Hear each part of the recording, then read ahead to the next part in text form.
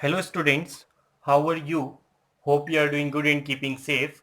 First of all, I welcome you all in my YouTube channel Pulkit Goyal, and our YouTube channel is based on accountancy of class 11th and class 12th. Okay,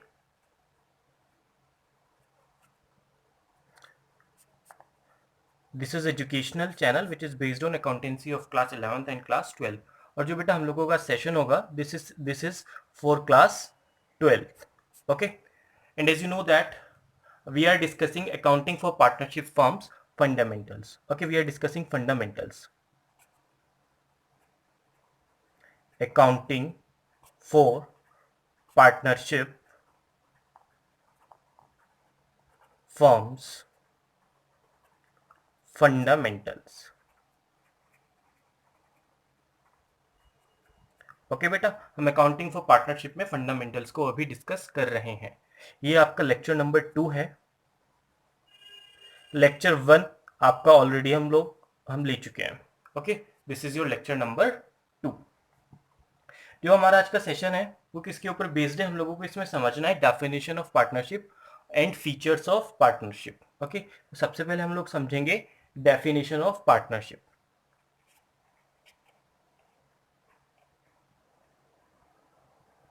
definition of partnership, जैसे कि आप सभी लोग जानते हैं, partnership हमारा एक partnership act में डिफाइन किया गया है. एक पार्टनरशिप एक्ट 1932 है, उसके अकॉर्डिंग हमें सब कुछ समझना होता है. तो पार्टनरशिप की डेफिनेशन भी पार्टनरशिप एक्ट 1932 में डिफाइन की गई है. बेटा कैसे डिफाइन किया इन लोगों ने पार्टनरशिप को? As per partnership act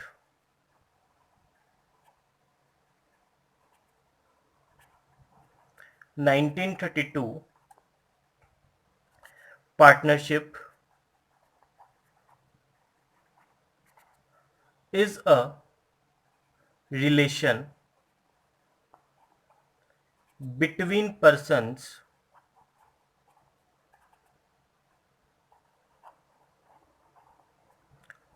who have agreed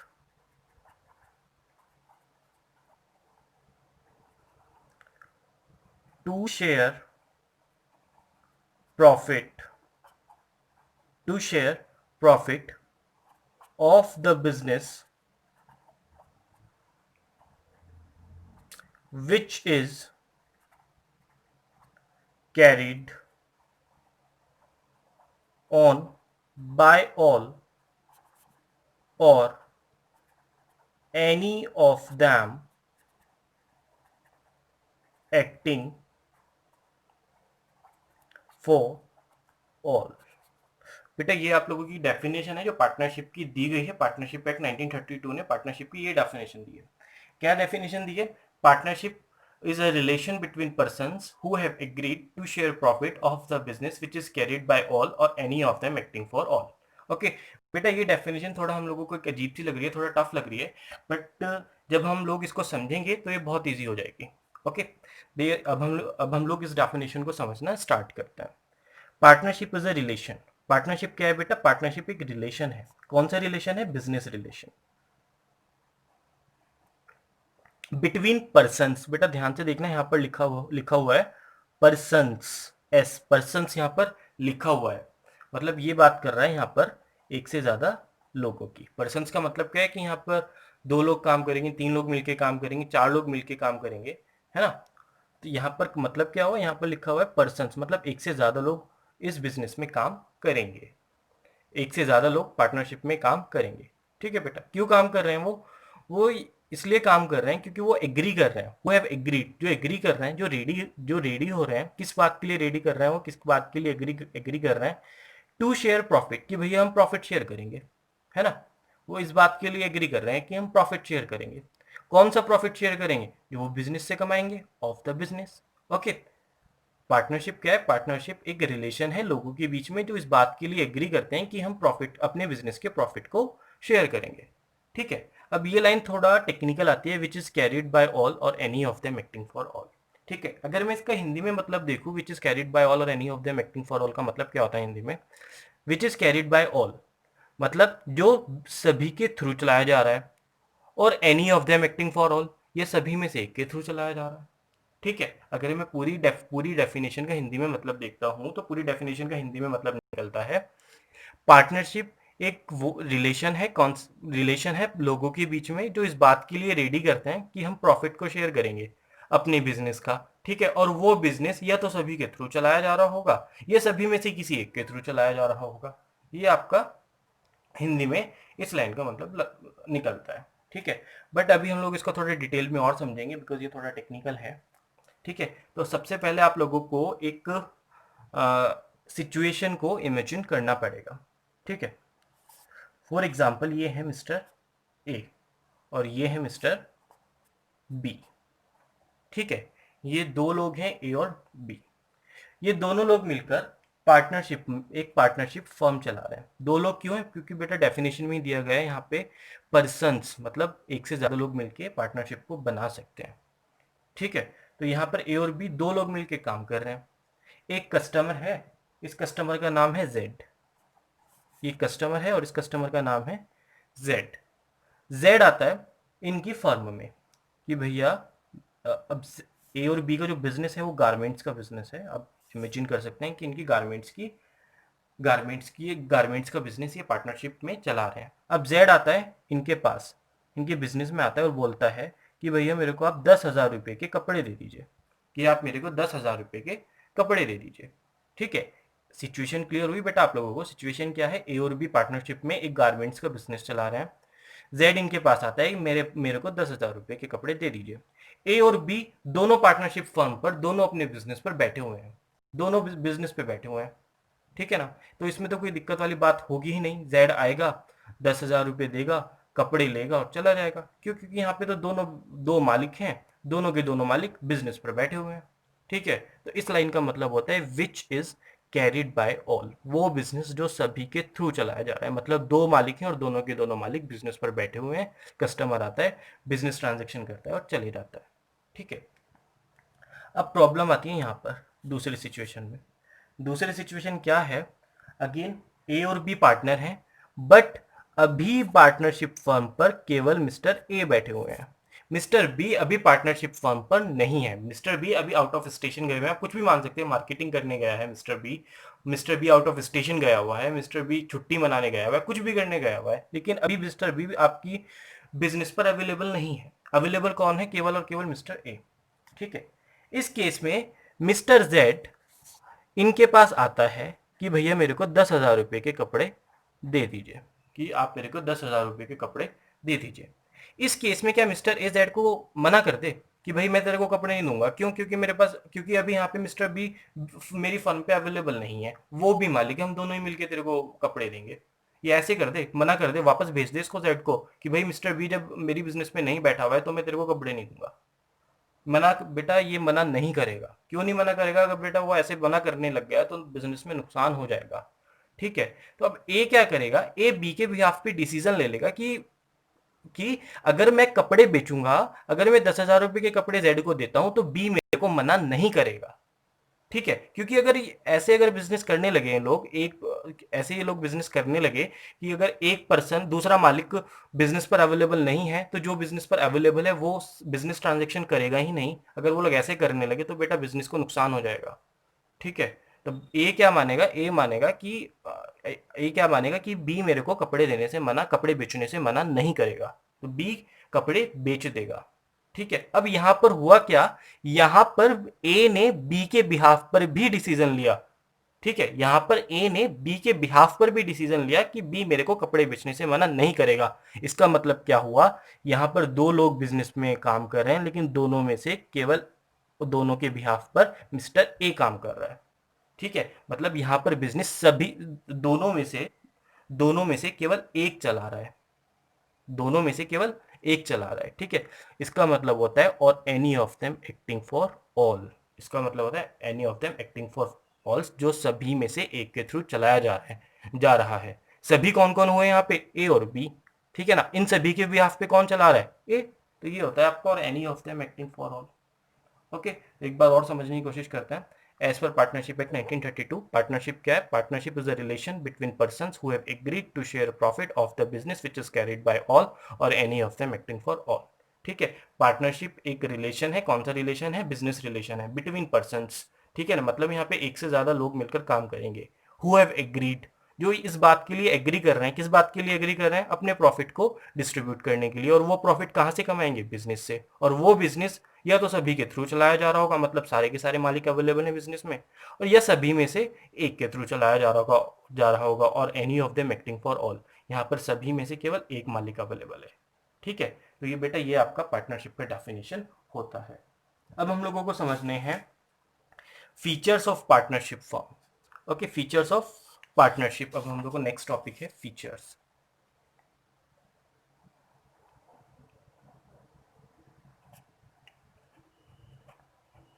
next topic हम लोगों का क्या है, फीचर्स ऑफ पार्टनरशिप। बेटा सारे के सारे फीचर्स आपके पार्टनर इस डेफिनेशन में अवेलेबल हैं, ठीक है।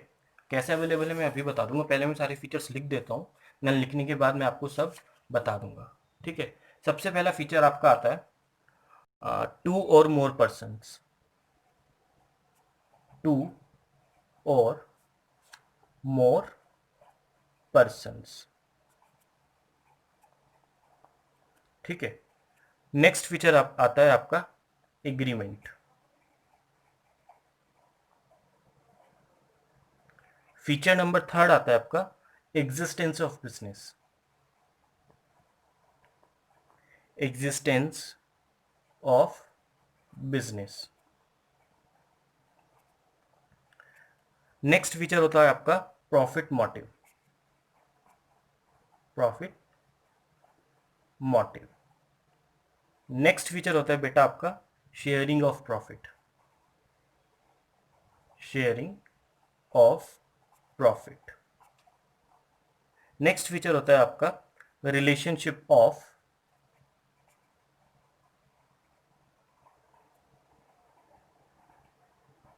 Principal and agent,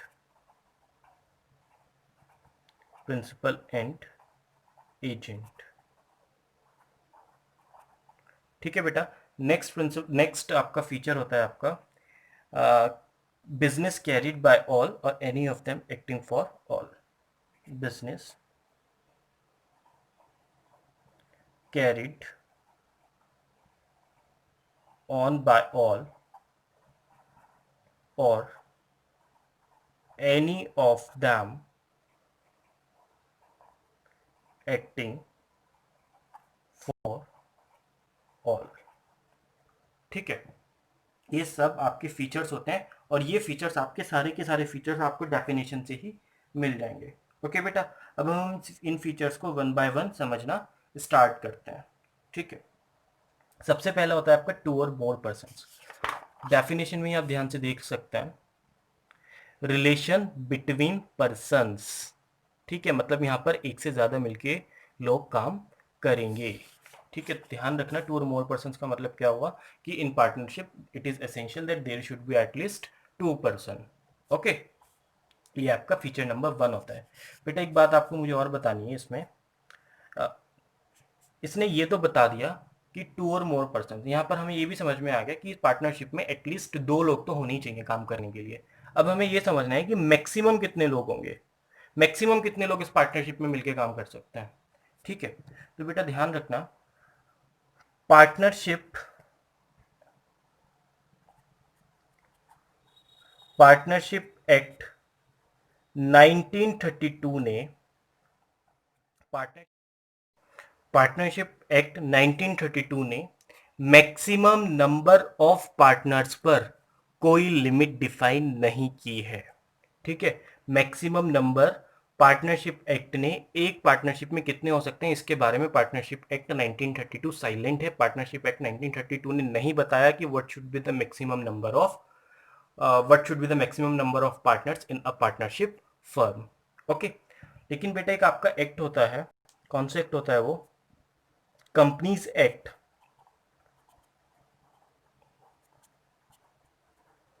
2013। ये आपका कंपनीज एक्ट 2013 है। आपको कंपनीज एक्ट क्लास 12th में भी कवर करना है, आपको इसमें थ्योरी भी इसका जानना है, आपको न्यूमेरिकल पोर्शन भी जानना है। कंपनीज एक्ट 2013 ने थोड़ा इसमें इंटरफेयर किया पार्टनरशिप एक्ट में, कंपनीज एक्ट 2013 ने पार्टनरशिप एक्ट 1932 में इंटरफेयर किया है और उसने ये बोला है कि मैक्सिमम नंबर ऑफ पार्टनर्स आपके 50 होते हैं। ठीक है, तो बेटा कोई आपसे बोले कि मैक्सिमम नंबर ऑफ पार्टनर्स कितने हो सकते हैं पार्टनरशिप फर्म में, तो आपको क्या बोलना है? पार्टनरशिप एक्ट 1932 इस बात पर साइलेंट है कि कितने मैक्सिमम पार्टनर हो सकते हैं, बट कंपनीज एक्ट 2013 ने ये बताया कि आपके मैक्सिमम नंबर ऑफ पार्टनर्स 50 हो सकते हैं। ओके बेटा, आई होप कि पॉइंट नंबर 1 आपका क्लियर हुआ होगा। पॉइंट नंबर 2 आता है आपका एग्रीमेंट। पॉइंट नंबर 2 आता है बेटा आप लोगों का एग्रीमेंट। ठीक है ना, एग्रीमेंट। अब एग्रीमेंट को हमें समझना है, एग्रीमेंट क्या होता है। एग्रीमेंट होता है बेटा आपका all those rules and regulations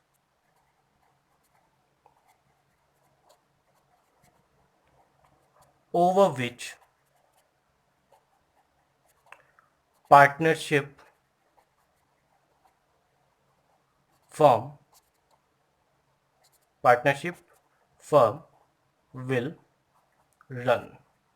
okay, agreement क्या होता है बेटा? आपके वो सारे के सारे रूल्स एंड रेगुलेशंस, जिन रूल्स एंड रेगुलेशंस के ऊपर आपकी पार्टनरशिप फर्म काम करेगी। ठीक है, ये इस एग्रीमेंट में ही लिखा होगा आपका कि प्रॉफिट शेयरिंग रेशियो कितनी होगी, इंटरेस्ट ऑन कैपिटल कितना होगा, इंटरेस्ट ऑन ड्राइंग्स कितना होगा, इंटरेस्ट ऑन लोन कितना होगा, सारी की सारी बातें इस एग्रीमेंट में लिखी होंगी और इस एग्रीमेंट के अकॉर्डिंग ही आपका पार्टनरशिप फर्म काम करेगा। ओके बेटा, एक बात आपको याद रखना है, that agreement can be that agreement can be oral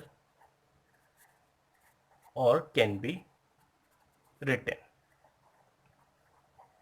okay, that agreement can be oral और कैन बी रिटन। जो बेटा आपका पार्टनरशिप एग्रीमेंट है ये आपका ओरल भी हो सकता है, ये आपका रिटन में भी हो सकता है। ठीक है, कोई दो लोग मिलके काम करें, उनकी आपस की अंडरस्टैंडिंग बहुत अच्छी है, तो वो लोग क्या कर सकते हैं, वो ओरली एग्रीमेंट कर सकते हैं। ठीक है, उनका उनका मर्जी है, वो ओरल भी कर सकते हैं, वो रिटन भी कर सकते हैं।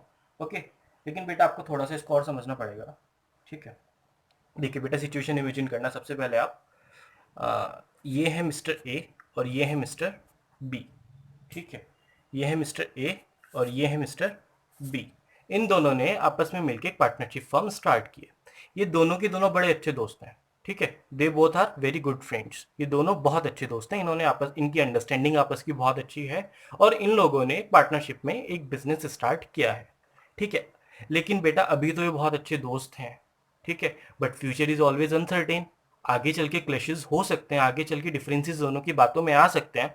ठीक है, तो हुआ ये, आने वाले कुछ साल बाद फर्म के अंदर एक बहुत बड़ा मुनाफा हुआ। ठीक है ना, बहुत बड़ा मुनाफा हुआ कि आप मान लीजिए नियर अबाउट 50 करोड़ रुपए का फर्म को मुनाफा हुआ, 50 करोड़ रुपए का फर्म को प्रॉफिट हुआ। ठीक है, एग्रीमेंट इन दोनों के बीच में ओरल हो रखा है, कोई इन दोनों के बीच में रिटन एग्रीमेंट नहीं है। ठीक है, इन दोनों के बीच का कैसा एग्रीमेंट है? ओरल एग्रीमेंट है। ठीक है, हुआ ये, जैसे ही 50 करोड़ का मुनाफा आया, ठीक है, 50 करोड़ के मुनाफे के आने के बाद ही बी के मन में आ गया चोर। ठीक है, बी को आ गया लालच। ठीक है, इसने क्या किया, बी ने 50 करोड़ रुपए के मुनाफे का उठाया और इसने शहर छोड़ दिया। ये शहर छोड़ के भाग गया, इसने सिटी छोड़ दिया है और सिटी ऐसे छोड़ा कि ए पता ही नहीं कर पा रहा है कि मिस्टर बी अभी है कहां पर, कि मिस्टर बी अभी है कहां पर। ठीक है, तो क्या बेटा इस केस में क्या मिस्टर ए बी के अगेंस्ट कोई लीगल एक्शन ले सकता है? क्या इस ए के पास कोई रिटन एग्रीमेंट है? नहीं बेटा, कोई रिटन एग्रीमेंट है ही नहीं, केवल ओरल एग्रीमेंट है। और ध्यान रखना बेटा, इतिहास गवाह है, ओरल एग्रीमेंट का कोई ऑथेंटिसिटी नहीं होती है।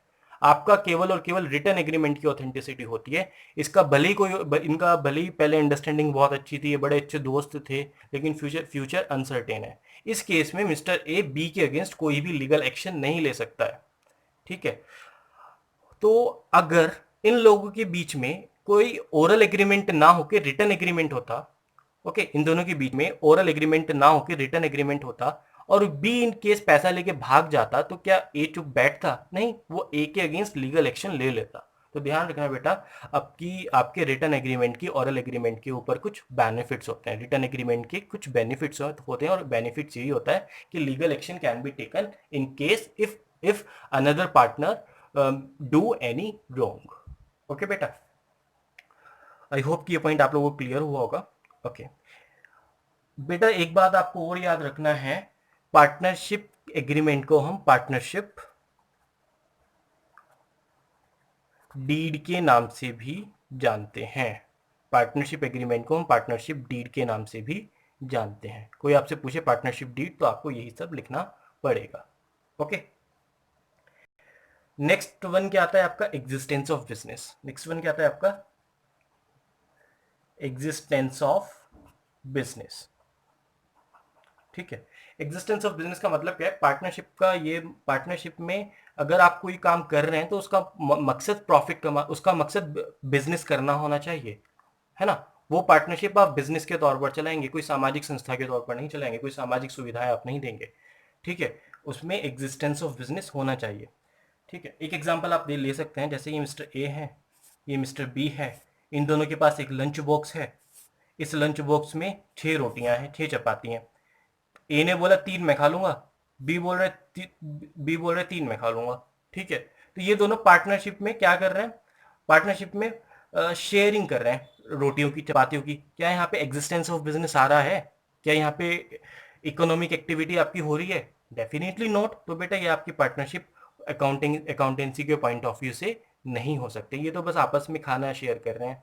ठीक है, तो यहाँ पर आप ध्यान रखना, एग्जिस्टेंस ऑफ बिजनेस का होना जरूरी है।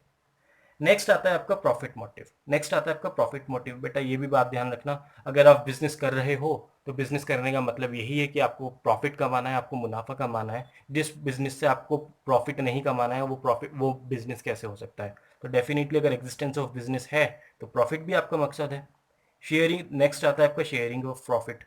नेक्स्ट आता है आपका sharing of profit. Sharing of profit क्या होता है, जब ए और बी ने मिलकर पैसा लगा रखा है पार्टनरशिप को स्टार्ट करने के लिए, और जितना उनको मुनाफा हो रहा है, जितना प्रॉफिट हो रहा है, वो प्रॉफिट को भी तो आपस में डिस्ट्रीब्यूट करेंगे।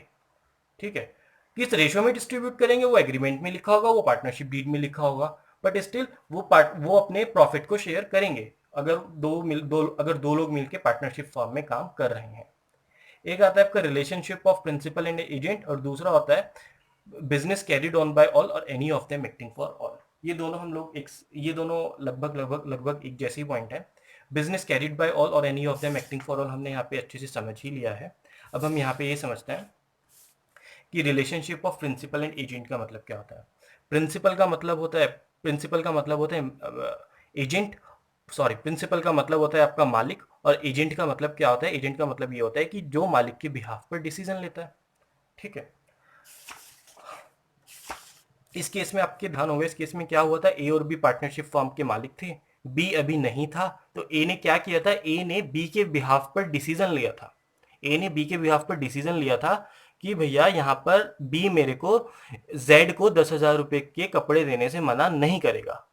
ठीक है, तो ए क्या हुआ, ए तो प्रिंसिपल हुआ ही हुआ, बी भी प्रिंसिपल है, बी भी प्रिंसिपल है क्योंकि मालिक तो दोनों ही है। बट यहां पर ए ने बी का एजेंट भी बन के काम किया है। कैसे एजेंट बन के काम किया है, ए ने बी के बिहाफ पर डिसीजन लिया है कि बी मेरे को मना नहीं करेगा अगर मैं जेड को कोई 10,000 रुपए का सामान बेचता हूं तो। आई होप कि अब ये पॉइंट आप लोगों को क्लियर हुआ होगा कि सभी मालिक हैं और सभी एक दूसरे के एजेंट भी हैं। मालिक तो है ही हैं, लेकिन सभी एक दूसरे के एजेंट भी हैं। मतलब अगर इनकेस कोई पार्टनरशिप फॉर्म पर अवेलेबल नहीं है तो उसके बिहाफ पर वो डिसीजन ले लेगा जो अभी पार्टनरशिप फॉर्म पर अवेलेबल है। ओके बेटा, ओके। अब ये सारे फीचर्स आपके डेफिनेशन में ही लिखे हुए हैं, यहाँ इसे मिल जाएंगे। ढूंढते हैं हम लोग सारे इन फीचर्स को डेफिनेशन से। सबसे पहले आता है 2 और more persons, relation between persons. तो मतलब यहाँ का क्या, इस पॉइंट का मतलब, इस ये लाइन आपको बताती है, वर्ड आपको बताता है कि यहाँ पर 2 और मोर पर्सन्स आएंगे।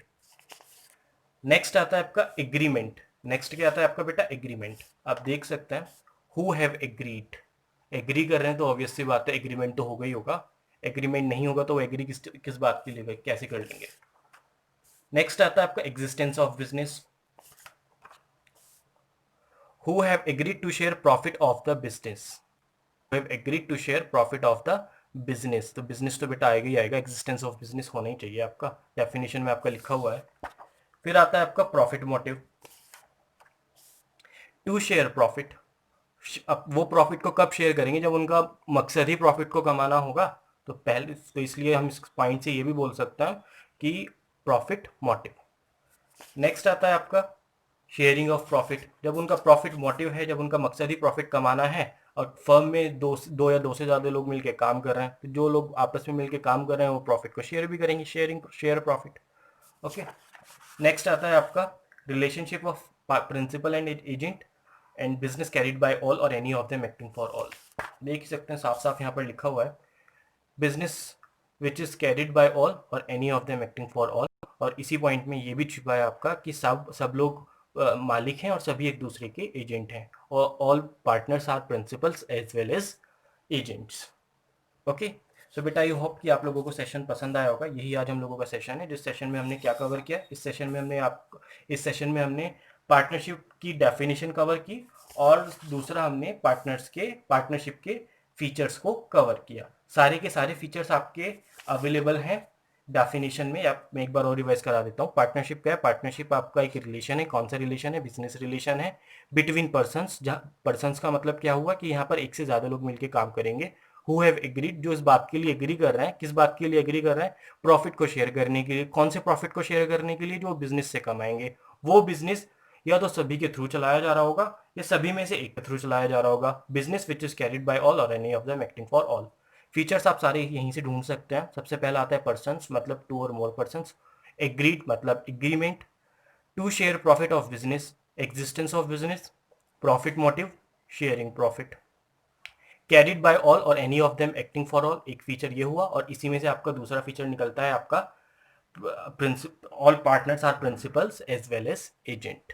ओके बेटा, आई होप कि आप लोगों को सेशन पसंद आया होगा और आपके समझ में भी ये सब आपकी समझ में आया होगा। Still if you face any problem तो आप हमें कमेंट बॉक्स में लिख सकते हैं, ठीक है। और बेटा you have to support channel also. How you will support channel? You have to subscribe it, you have to share this channel with your friends, okay. And still if you face any problem or you want to give any suggestion that how the channel can be better, you can write us in comment box, okay beta. So thank you guys, thank you so much.